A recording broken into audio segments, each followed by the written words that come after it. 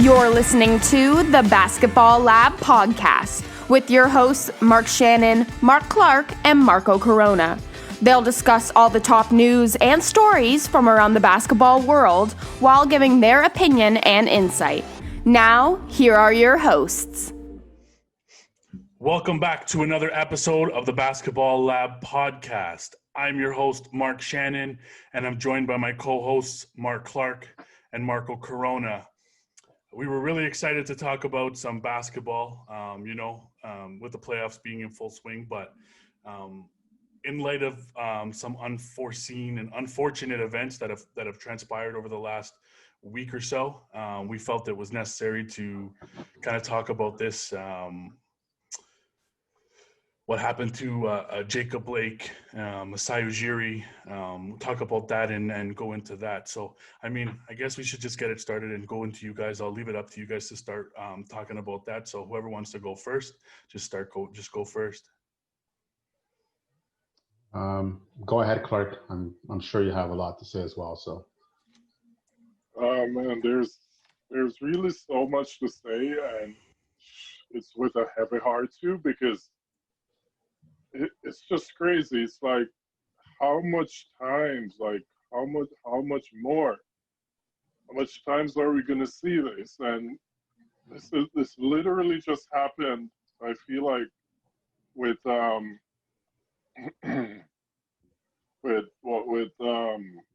Floyd, with George Floyd the other day, and this is exactly why the players basically restarted the season, just to tie it all in with NBA, to get their voices heard and speak out about the social justice and injustice that's been happening in the U.S.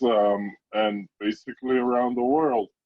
And it's just crazy because this is happening every single day, but we may not see it every day until someone catches it on video and then it goes viral.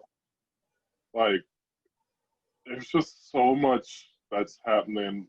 Marco, right now I'm actually getting emotional. So Marco, just take it away for now and then come back to me. yeah, it's when we started talking about doing this podcast, we were going to talk about all things are, basketball, things that matter about basketball, right? Whether that's WNBA, college, the pros and et cetera, local basketball, right? Nobody could foresee what has happened between Floyd and Taylor and now Blake, right? And on and on. And we're just naming the ones that we've seen recently, yeah. Right? So, we don't have as big a platform as the NBA players have. Obviously, we're just three dudes that are doing a podcast about basketball for fun because we love the game. But this has nothing to do with the game of basketball. This has to do with, total disregard for human life, right? We always use that line in a joking matter. Great Kevin Harlan has said that, no regard for human life, when talking about a dirty dunk or anything like that. But this has nothing to do with the game. This has to do with people's lives, with Black lives. And I think the part that there's a lot of things that we're going to unpack today, but I think the one part that really, I guess, surprised me, but it shouldn't, is, and I'm just going to say it, the closet racists that are out there, that they are equating looting and they're equating, resistance of arrest to the loss of life. No, it doesn't work that way. And also the people who try to justify his shooting on Instagram. Like, there are people saying, oh, well, he had a warrant. But the police didn't know that prior to shooting him, right? I didn't know that it's shoot first, ask questions later, right? I thought that was an old wise tale from my dad. Used always used to tell me about that way back in the days. It's shoot first, ask questions later, and I thought he was full of it. Fast Something forward 40 years later, right now every day. Right, it's sad, right? And I know that tying it into what this show is about, which is basketball. I know that the NBA has been front and center with social justice and its movement. And there's a lot of chatter now. There's a lot of talk. There's a lot of discussion amongst the players about how to move forward. But how is society move forward as well, right? I mean, listen, if the NBA decides to shut this down tomorrow after this podcast, a week from now, whatever it is, yeah, I'll miss the NBA, but the lives that are gone, they can't get those back. They'll never get back. The NBA can restart in November if they wanted to. That's great. So can every other sport if they really wanted to. But it's again, it's unfortunate that everything that has led up to this past weekend is basically, history repeating itself, right? And it's not repeating itself for the right reasons. It's repeating itself for the wrong reasons. And again, the only difference, and I know that many people have said this, and I'm sure that you guys would agree with this, is the only difference between now and 30, 40, 50, 100, 200 years from now is that people have cell phones and the means to record this stuff. So on the flip side of being surprised and shocked and disgusted by what's going on, at the same time, maybe we shouldn't be surprised. And that's what's really heartbreaking in this situation, and shooting an unarmed black man in his back 7 times is already heartbreaking enough. But shooting him in front of his 3 kids, that's crazy, man. Man, that's 7 times too many. It doesn't matter if it was once or twice. It's 7 times too many, man. And watching that video, and it was one of the hardest. Listen, I thought George Floyd video was awful to watch. And I watched it on local news, right? And that ripped my heart out of my chest. But watching this past weekend, boy, I mean, I don't know what else matters, honestly. It's and the relevancy of what this man did in his past life or his current life, because again, he is still with us. He's alive. Unfortunately, I'm sure the news you guys have heard as well is that he is paralyzed from the waist down. Paralyzed, right? Yeah. But I mean. But he's still in a very serious condition, though. Like, he's alive, yes. Well, he's never going to be the same ever, regardless of what his past has said or done. And he's still fighting for his life right now, too. So it's not like all clear. He's alive, yeah. He's still fighting for his life. Right. Right? Yeah. No, you're right. I mean, the police took, the cops took an oath to serve and protect. But I feel like that the serve and protect only applies to a certain people, because with black people, all they've been doing is they've been hurt and killed. Where's the serve and protect when it comes to black people? It literally doesn't exist. I don't even know how to answer that. That's the sad part. It's crazy, man. I mean, I agree with you, man. I feel your pain in terms of, like, I could see it on your face, Mark. I could see it on your face, Marco, in terms of, like, what it means to you guys and what like, what people of color are going through. I gotta sit here and say I'm white. I have privilege. I'm not gonna sit here and say I don't. I have had better opportunities than most people have had, and I can't sit here and deny that fact. I can't sit here and say, oh, you know what? It's bullshit. It's garbage. Who cares about what his past was? Doesn't matter. Exactly. It does not justify the right to shoot somebody 7 times in the back. It doesn't. It doesn't matter. That has nothing to do with the fact of killing. It doesn't matter if I robbed the store. It doesn't matter about that. What matters is that that's a human person who does not deserve to die, does not deserve to be shot in the back 7 times, does not deserve to be a knee on his back, a knee on his neck for 8 minutes, and with no regard, like you said, for human life. Like, it's just absolutely ridiculous that you wake up and this is the video you see every single day. And you know what? If the players decide they don't want to play, I'm all for it. Don't play. You don't need to play. You know, basketball will be back in, like you said, November. It'll be back 2 years from now, 3 years from now, 4 years from now. Basketball will always be there. But, you know, speaking from, like I said, myself, I don't go to bed at night thinking, man, you know what? Like, I'm going to wake up tomorrow and I might not be alive. I might get killed by a cop. All that stuff might happen. I don't wake up, I don't go to bed thinking that. When I get pulled over by a cop, I ain't worried about getting pulled out of the car, searched, and possibly losing my life. But that's because I'm white.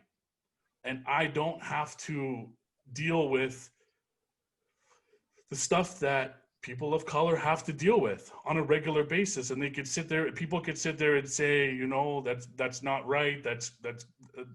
There are a lot of white people and get killed by cops. Yeah, that may happen, but not at disproportionate rates. There's no way. You can't correlate the two. And that's what just baffles me, and it gets me pissed off because, you know, people sit there and they look at well, he had a criminal record. So what? So what? That has nothing to do with anything. That does not give you the reason to go out and be judge, jury, and executioner of the people. You don't give that. You give other white people opportunities to get arrested. They shoot up schools. And come on, let's go in. We'll pull you into the back seat. Everything's fine. You know, you go to jail. Everything's fine. A man has a counterfeit bill, and he gets taken out of the car. A knee on his neck for 8 minutes. For 8 minutes, a man supposedly is breaking up a fight between two females, and he ends up with 7 gunshots to the back. Like, how do you even rationalize that? Like, you can't rationalize that and excuse the officers.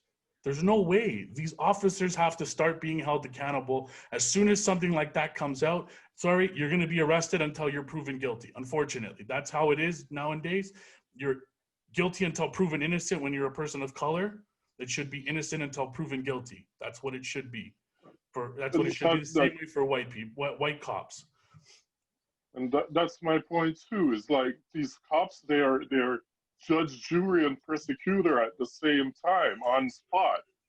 They don't arrest you, charge you with a crime, and let the justice system deal with the outcome or have its outcome. No, kill you, and then they'll dig up some dirt on you and justify their killing.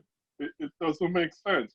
And there are people out there saying, but if the players don't want to play, or if they stop playing, that's not going to change anything. It will, because it will take away the distraction of the NBA right now to focus on what's really going on out there with these injustice and inequality. Like, all the reason why you've seen these protests and these protesters turn into riots, people are tired. People aren't asking people aren't trying to do what white people did to black people. They're trying to enslave white people. All they're simply asking for is equality. That's it. Equality. The same justice system that goes for whites should be for black people too. Equality, that's all. Well, there's clearly no equality. So I think your words are unfortunately just as mine as every person of color or any person who backs his social movement is going on deaf ears. Because the unfortunate part is that there is probably more people that believe that what the cops did, whether it was Taylor or Blake, or Floyd, pardon me, is justified, because of where they came from, because of their past or their history.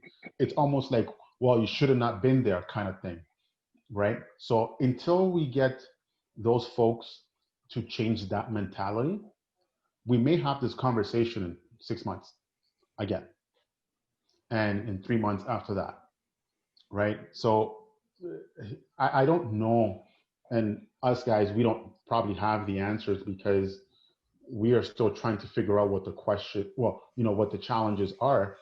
They're obvious, but we need the support and we need voices. And right now, I think that the voices start, they get loud, people pay attention, and then it sort of just dissipates, right? So it's like a storm surge, right? Where you see it coming, it comes, people stand behind it, and then it sort of dissipates. And then we have something like this happen this past weekend with Blake, and then it starts again, and then it goes back, right? So we need to, as a society, stick together and speak up and be loud about it. It's again, it's unfortunate that this is the time that you see a lot of the people who show their, no pun intended, true colors. And that's the scary part, because it's like they're hiding in the bushes. Like, I told you. It's like, oh, and they're waiting for us, people of color, Black people, to make mistakes and say, I told you so, right? But it doesn't work that way, right? It doesn't. Like, I'm sorry, but it literally does not work that way. I just don't know where to go from here. And to tie this into the NBA, of course, what you're both referring to is with regards to if they decide to walk off, is because a few of the teams have come out and said, as of today when we're recording this podcast, that they're discussing the possibility of boycotting, right? And I believe the teams were the Toronto Raptors, George Hill from the Milwaukee Bucks. So Norm Powell and Van Vliet spoke out. Hill from Bucks spoke out, and Jaylen Brown and Marcus Smart also spoke out. And I see their point. There's two sides of this, discussion. One is, well, playing hasn't stopped it. So if you stop playing it, what is it going to help? And I think the point of this whole discussion is that what they're doing right now has gone on deaf ears, right? And I think that's something along the line what Freddie said, that what's been the point then of coming here and wearing the t-shirt, and it's nice to put the BLM on the court, but nothing has changed. So we got to do something else. It's not enough. They need to do more. Right, and people are not understanding that now. I see people on Facebook and Instagram and any social media that they're taking this and flipping it the other way. Is like, well, now you guys are quitting on basketball. What? People have been quitting on Black people for centuries. So these guys are trying to take a stand. It's bigger than basketball, though. It's at some point certain things are bigger. Yeah. Right. So it's disappointing. It's disgusting. It's confusing. And as a basketball fan, I love ball, obviously. I think I will support whatever they decide to do. But I hope that there's support behind it as well, right? Because the Larry O'B is not going away, but these lives are not coming back. A huge thing behind all of what you're seeing and all the comments you're seeing and what people are saying is ignorance.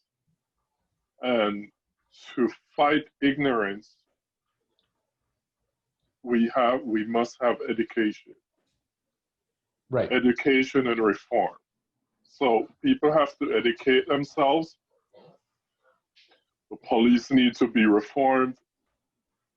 We have to have some kind of education reform as well. But where does that start? That starts from the top. Ignorance. Right? That has to start from the top, Mark.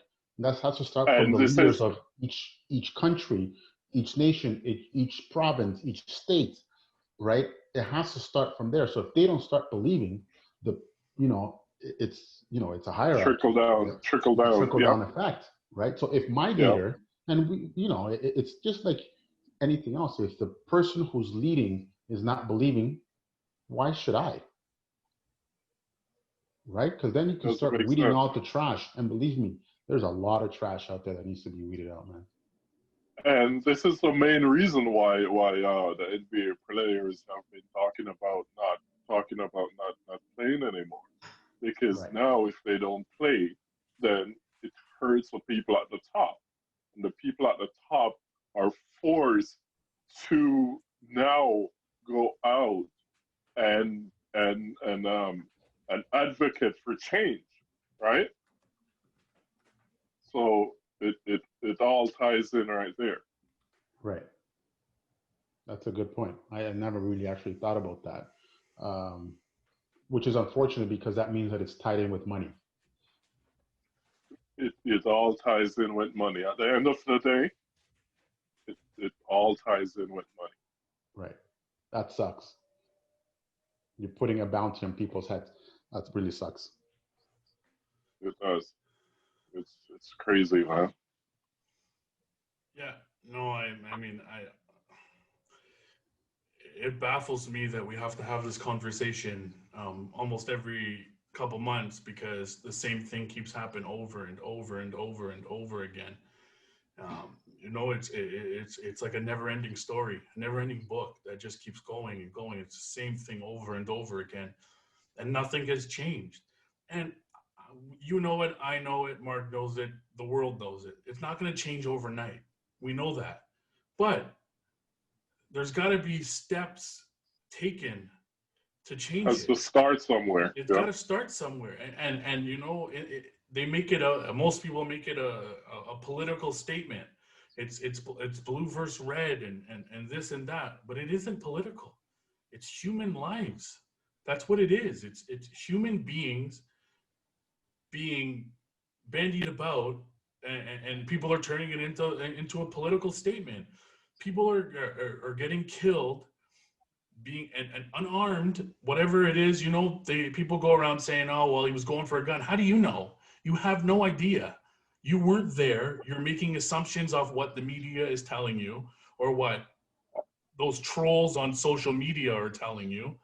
And they're coming also, out. There is no report of any gun whatsoever. Exactly. Just to get that out there. Exactly. And that's what I'm saying. People make assumptions off of the first thing they see. But the first thing you should be seeing is that an unarmed black man was shot 7 times in the back. 7 times. In front of his family, correct? Yeah, like in front of his children. Of his 3 kids. Like, come on, man. It's not black and white. It's right down the middle. There's nothing like there's no other narrative to show. That is what happened. Also there are 3 cops. There are 3 cops, it's one of him. You mean to tell me with all your training and all your experience, there's no way for you to de-escalate the situation. If you want to arrest him without shooting this guy in his back 7 times? While he's getting into his car. Like, you could have grabbed him and pulled him out. You had the leverage at that point. Not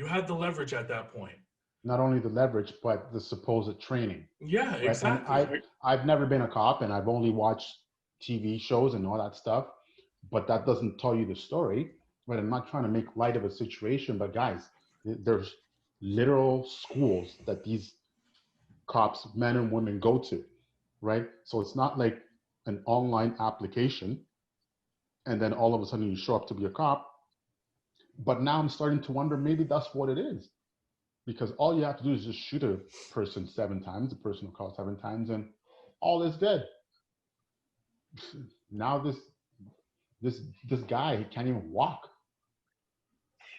Just like regardless, again, of his past or alleged past or whatever it is, that's not the point. And people keep driving that narrative home that he had a checkered past and this and that. Listen, don't point fingers at other people, because everybody has something in their closet. All right. So don't give me that junk that he had a checkered past, so he had it coming. Exactly. Well, if that's the case, well, everybody line up outside and check yourself. Exactly. And to your point, Marco, the cop, when the cops were shooting him, it's not like he had a sign on his head listing all his past and what he's done or whatever, right? They don't know. All they're seeing is a black man. They're not seeing his past. They don't know his past. So they didn't shoot him because of his past. This is just stuff now they dig up on a black man that they've shot 7 times to try to justify their wrongdoing. Right. And he's not walking around with his police record or whatever. To say, hey, this is my record. You can go ahead and shoot me. No, they don't know. This could happen to me or you, Marco. Yep. And I don't have a record. I don't even as much as have a speeding ticket. And the reality of it could happen to me or you. Right. It's that simple. No, I agree with you. And going back to one of Marco's points there, where he said, if everybody's got skeletons in their closet, the old saying goes, those in glass houses shouldn't throw stones. You can't go around, you're going to dig up somebody's past to try and prove a point as to why they shot him. So what? That doesn't mean anything. I could be a convicted felon myself. That still doesn't give you the right to kill me or kill Mark or kill you. That doesn't give anybody the right to do that. It's not that's not the job of a police officer, is to shoot to kill. Their job is to de-escalate situations and get better results. But they don't do it. And you talk about defund the police and don't this and that, and it'll be who cares? At this point, who cares?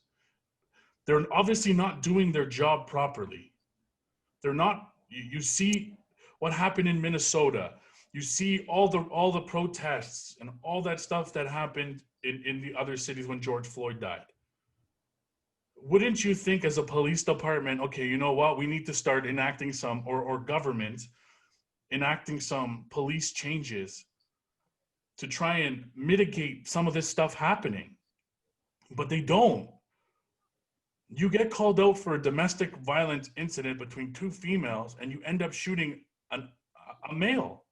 Like, it absolutely makes no sense. It makes absolutely no sense to me. And for people to go around there and try and defend the police, and this is why you got, again, I'll go back to it and I'll say it umpteen times. There's no way that gives a right for anybody to be killed. Not a chance. I don't give a shit what background you have, what you've done, because everybody is a human being. Everybody has got a soul. Everybody has a heart. And if you're taking somebody's life because you feel like you should, you don't deserve to be a police officer, and you deserve to be in jail. Let me just clarify when you say defund the police, because a lot of people been swinging this the wrong way, saying defund the police. But defund the police doesn't mean abolish the police. No. It doesn't mean get rid of the police department or the police system. It means put money into the communities to try to start some change, to educate people. It doesn't mean to abolish the police. I don't want the police to be abolished. If someone's breaking into my house or something, I would love to be able to call the police and have them protect me. But there has to be change. There has to be change. Right. Yeah. Man, I don't want to have this conversation anymore in a few months, but I'm not confident the way things are being done right now in this world. And listen, let's not kid ourselves, right? Again, this podcast is, three dudes from the GTA in Toronto. We are not cleaning ourselves here in this country, in this city, from racism. We're not. right? If you think we are, then you're not paying attention. Mm-hmm. That's not what we're saying at all. Yes, we are talking about something that happened down south, but we are not, free of sin either here, right? It might not be as excessive as it is in the States. So we are lucky in that sense, but shit does happen here. So let's not act like it doesn't happen, and let's not act like, well, let the Americans figure it out and we'll be okay. No, we got a lot of house cleaning to do here as well. And again, it starts with leadership. It starts with educating people, right? Them understanding what each situation means, where people have come from and the why, and why we think that, going down in the 401, doing 105 versus, buddy who's doing 120, that you're scared because if you get stopped, buddy who's doing 120 might get away and you won't, right? There's reasons why we think that way. And I've thought of it that way too. Of course I have, right? But, we have to be better as a society. The police departments in each nation have to be better for the society, because yes, we do need order. We do need law, right? We do need to be protected, but we don't need our people to be shot 7 times in the back so they can either die or not be able to walk, talk, eat, or talk to their family for the rest of their remaining years of their life. That ain't fair, and that's not happening. So again, circling back to what the NBA may or may not do, I fully support it. I mean, I'm not part of the NBA Players Association, neither am I Adam Silver by any stretch of the imagination. But whatever they decide to do, I'm cool with it. So if that means no NBA for a while, then so be it. I have a feeling that the game will go on, and there will be other ways to express the social movement. But it does take sort of, the hype away from what it was 3, 4, 5 weeks ago when this whole thing started. And it just goes to show you that it doesn't really matter, right? Like, championships are great, parades are great. I want to talk about, the Sixers and how they're awful, the process is. And I want to talk about Fred VanVleet, but that doesn't matter. It doesn't matter today. It didn't actually matter yesterday or 2 weeks ago. Just think about that, right? So but at the same time, those lives that have been lost, apparently, they don't matter either. And clearly they never did. So we have to have these uncomfortable conversations to educate people. And again, we are not preaching here. We're not here with a PhD or this, that, and the other. We're having a discussion because I feel like this is a discussion that we, the 3 of us gentlemen, need to have.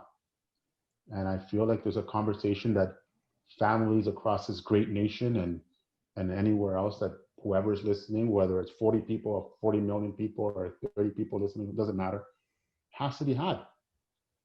Otherwise, shit like we've just seen over the last 6-8 months will continue. Guys, we're in 2020. This is not 1820 or 1920. And in 2020, it seems like Black lives are only a hashtag at the end of the day. Oof.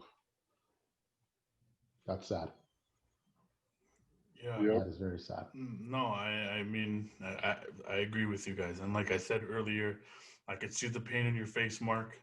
And, it pains me to sit here and have to see you guys have to always, defend yourselves, defend your color, defend your race, because, people of my color, don't take you seriously enough when they should. Right. There's no, it doesn't matter what kind of a situation it is. It always should be ask questions first. And it should always be that way. And you shouldn't have to fear for your life. You shouldn't have to fear, that something bad may happen to you when you go to bed. You shouldn't have to feel this the way I feel. You should be able to feel. And it sucks and it pains me to say that. that I get treated differently than people like yourselves, or Hispanic people, or whatever. It doesn't matter. We get treated better. And just to piggyback off that, we saw it happen last year with Masai Ujiri, who was the president of the Toronto Raptors. Louder for the people in the back. The president of the Toronto Raptors. Yeah, yeah. We saw. We all saw the video of Game 6 when they won the NBA Finals or the NBA championship. When he was trying to get access to the court to celebrate with his team, he's the president of, and he got harassed by a cop. And as you talk about white privilege, Mark, Leo Rowdens, who is a sports broadcaster, he said he walked onto the court without anyone asking him why is he there, or without him even have to show his pass to get onto the court. And the only reason he said he was able to do that is because he's white. But you have the president of the team trying to celebrate with his players, and he gets harassed, he gets pushed, and he got his moment taken away from him.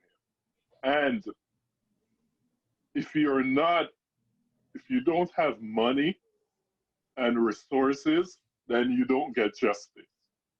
And as we all see, a new video came out the other day of the body cam, and we all see that the cop was the first person who made contact and pushed Masai. But he lied in his lawsuit, saying Masai pushed him, and he's now traumatized from all of that. When in fact, he was the one that instigated the whole thing. And this new video clearly shows Masai taking out his pass to show the officer who he is. And he clearly says, I'm the president of the Toronto Raptors. I mean, the fans in the stands knew who he was. Leo, go ahead. Sorry. Go ahead.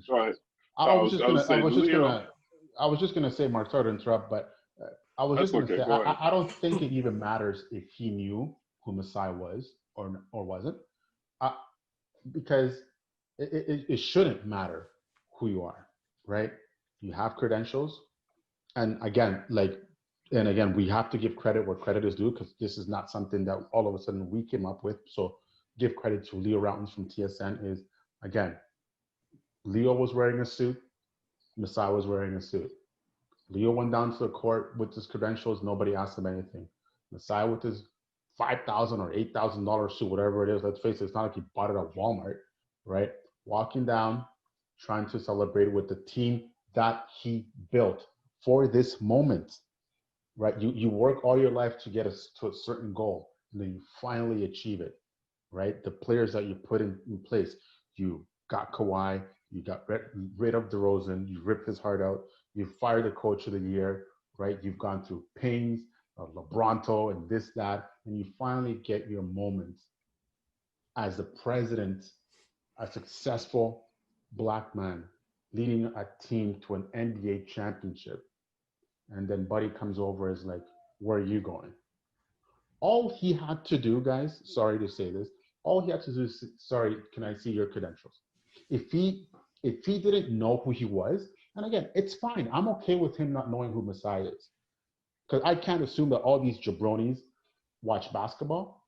They might just be there for their job and that's it. That's cool. I'm cool with that. But to automatically assume, and we all knew when we saw the video, I don't care who, if you assumed the otherwise, then you're full of shit. I'm sorry. That Masai was screwed. But the minute that this guy went after Masai, there was no doubt in my mind that this was racially driven. Period. End of story. And then we find out later on, after a few days and weeks, that this particular police department in that county, this has been common practice for them for a few years, that they've had a lot of history of harassment and violence and shady stuff, but people just shrug it off. The only difference is now that we actually saw it on film, and they still, on top of that, and I'll throw it over to you guys, on top of that, they said that there was no body, the body cam was not available. Oh, okay. Traumatized. Before we get to you, okay.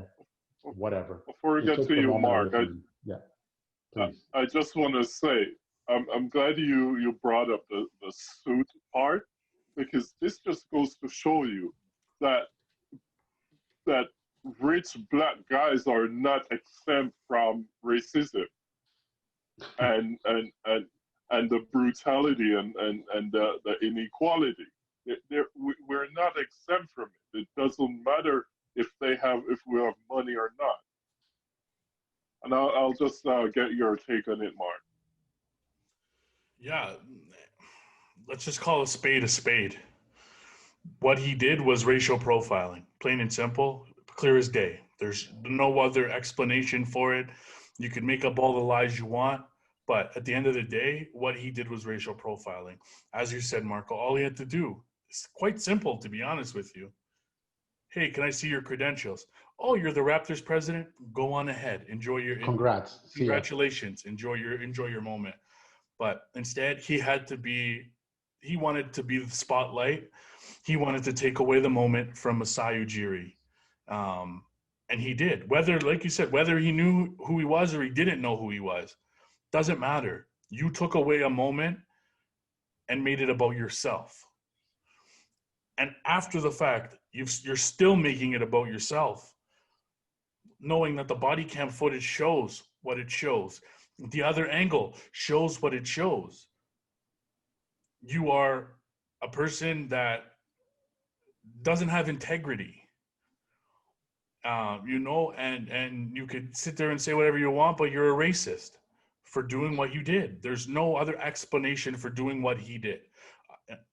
It's like I said, call a spade a spade. It was racial profiling to a T. And as you said, Mark, it doesn't matter. Obviously, if you're wearing a suit or wearing a pair of jeans, you're going to get treated the same if you're a person of color. And that's what happened to Masai Ujiri. And nobody should have to go through that. Not a single person should have to go through that. And that's why we talk about equality and everybody getting treated the same way. And as I said, it's not going to change overnight, but everybody has to be, and we have to stand up as a world. Like the world together has to stand up. This isn't just an America problem. It's not just a problem that's dealt with in America. It's sensationalized in America because it happens so much. But true, it happens here. It happens in England. It happens everywhere in the world. It happens everywhere. It's not just something that's doesn't happen. It just happens once in a while. It happens all the time. And it doesn't matter who you are, what you are, how much money you make, or what you've done in your life. If you're a person of color, you're going to get racially profiled, and it's unacceptable, and it has to change. How it changes more starts, I don't know. It's got to start with voting. It has to start with voting.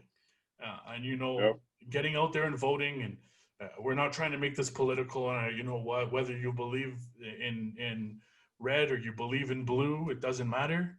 But you have to go out and vote. Change needs to happen. Things need to be done in order to make those changes happen. And right now, it doesn't look like things are going to change in the distant future until at least maybe after November. But you don't even know, because it could be the same thing.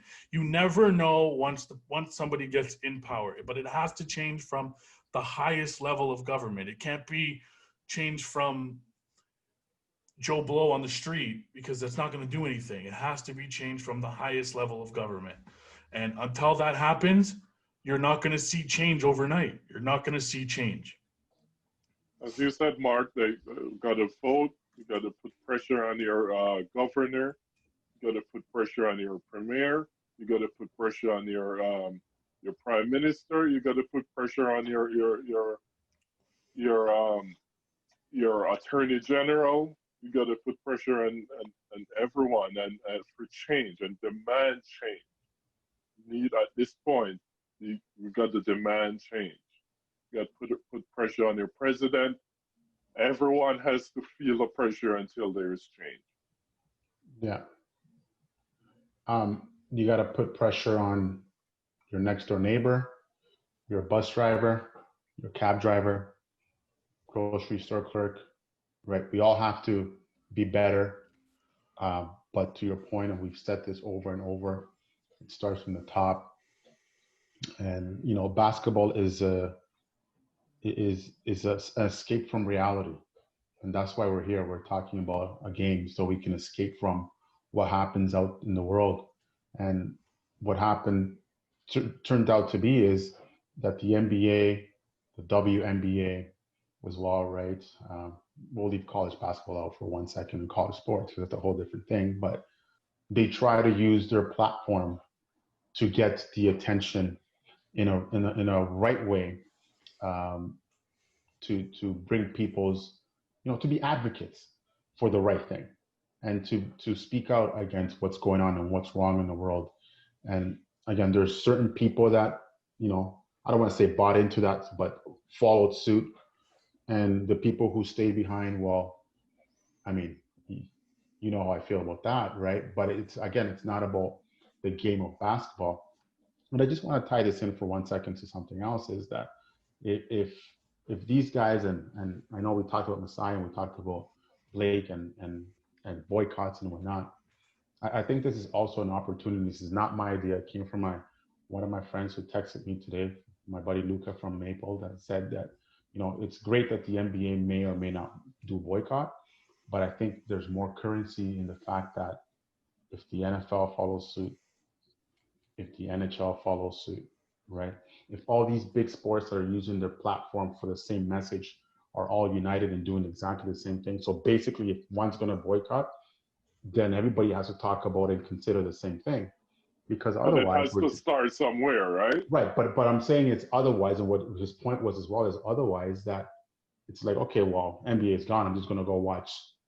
Just going to watch football anyway. So what does it matter, right? So the strength is in numbers, right? And these guys have the platform, the resources, right? Just like Messiah has the resources to defend himself against this clown from Oakland, right? And he has the backing of MLSC and his bosses. Other sports have to come through as well. Again, I don't know if that's going to happen. Unlikely, right? Everybody, unfortunately, Mark, and you said it to your point, a few minutes ago, there's an agenda and everybody has, you know, a business to follow. And that's unfortunate that we're talking about business and lives lost in the same sentence. But, you know, that's how society rolls now, right? I don't know what to tell you, but, there has to be some unity somewhere. And if sports is what unites us, right? If sports is the common thread that helps us escape from reality, it can be the same vehicle that can help, reach out to those who are basically right now playing blind and refusing to see what's going out there, right? Because again, like I said, strength is in numbers. So, and just to be clear or to clarify, we're not on here advocating for the NBA, for the players or teams to boycott the NBA or any other sports for that fact. All we're saying is that change needs to happen, and it might take that to start the process of change. We're not. This podcast is about the NBA. This podcast is about basketball. We're not here. We don't want the season to be done, because I know people out there will listen or they're watching. They'll twist it and say, "Oh, these guys they're out here saying let's boycott the NBA and all of that." So just to clarify, no, that's not what we're saying. That's not what we're saying. all we're saying is that there needs to be some change. And if it takes that to start the process of change, then it is what it is, and we support it. Agreed. Yeah, I agree. Same thing. If they want to say, you know what, we're not playing, be my guest. I'm all for it. I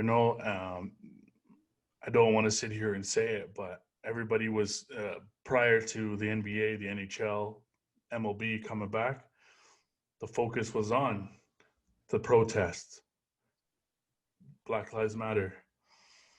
And now we're back to the NBA, NHL, NFL's coming back, MLB. And I don't want to sit here and say it, but has it turned the focus away from what it was? I mean, it has. You talk about the platform that they have and what they could do with it. And if by shutting it down, and maybe it'll change the narrative back to what it was before and get people talking again. And maybe that's what needs to be done. But right now, if that's what they decide to do, and they decide, you know what, we're not playing on Thursday, we're not playing on Friday, whatever the case is, we as people, as sports fans, if you're a fan of the NBA, if you're a fan of the players, you should get behind that and appreciate what they're fighting for. And that's what I'll leave it at for myself. I mean, if you have compassion for another human life, you should get behind that. It's that simple. Yeah. I guess the question is, where is the compassion? Where is it? Yeah, I don't know. I don't know where some of these people, where their hearts are, where their souls are, because some of these people that are online are just downright awful human beings. Keyboard heroes, man. Yeah, no, it's just, I just don't get it, and that's, you go on social media and you see that, and, but for what? What benefit are you getting other than, I mean, we know what you want, what you're looking for. You're baiting somebody into getting into a confrontation with you to say something to you so you can get noticed. But at the end of the day, you shouldn't be noticed for being a bigot, being a racist. You shouldn't be noticed for that. You shouldn't. If that's what you're being, and like I said, if people don't want to listen to this podcast and they have, other things to say about this, sayonara. I don't really care. Bye-bye. This is how we feel, and this is what everybody should be feeling as human beings. Like you said, we're all human. We're all made from the same thing. We're all put on this earth to do the same thing, and nobody deserves to lose their life by any means, any which way. It doesn't matter, but nobody deserves to lose their life or be paralyzed or because of this color of their skin. We all breathe the same oxygen. We all bleed the same blood. And I'll leave it at that for tonight. Just want to say my prayers goes out to the Blake family. I mean, I don't have much to add other than, it's time to, prayers are good and thoughts are good, but it's time to put words into action, right? It's tweet what you want, put what you want on Facebook or on whatever social media platform, but at the end of the day, it's have these conversations, be uncomfortable, shake it off, and educate yourselves and ask questions, right? We're not doing this for some sort of payout or because we think it's cool. It's no. Trust me. This is the last thing that we wanted to do, as far as, and not that we didn't want to talk about it, because we actually did want to talk about it, but how we got here is really unfortunate. And again, as we sort of wrap this up, I wrote something down, guys, that I saw today that really sort of I don't know if it was a light bulb moment, but it was one of those things that it's like, that makes a lot of sense. And it's something along the line of the total disregard by those people who are not affected by the violence and racism is frustrating. It is. That said basically everything that I needed to know, because until we get that group on board with the other group that's trying to make the changes, I can almost, not to make light, but I could almost give you a Charles Barkley, I guarantee that we're going to have this conversation probably in 3 months. Yeah, no, I agree with you.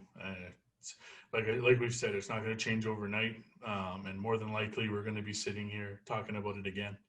And it's unfortunate that it has to happen, but it will happen because that's how society is right now, and it's unfortunate, and it needs to change. It needs to change. It does. Once again, thanks for listening to the Basketball Lab podcast. Thanks for joining us this week on the Basketball Lab podcast. Make sure to follow us on our social media. You could follow us on Instagram at @the_basketball_lab, on Twitter at @the_bball_lab. You could also subscribe to our YouTube channel, The Basketball Lab, and you could find us on iTunes and Spotify.